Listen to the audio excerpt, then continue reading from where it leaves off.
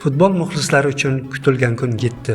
Bugun 2025-2026 yilgi UEFA Chempionlar Ligasi yangi mavsumiga start beriladi.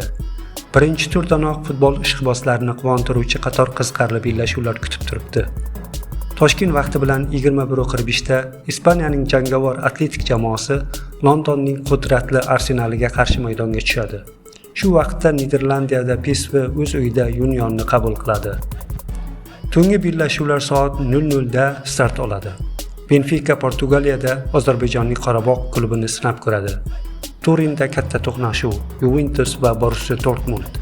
Madridda esa eng kutilgan o'yin Real Madrid afsonaviy Marsel bilan maydonga tushadi. Shu bilan birga Angliyada Tottenham va Villarreal jamoalari kuch sinashadi. Futbol kechasi sizni kutmoqda va sevimli jamoangizni qo'llab-quvvatlashga shoshiling.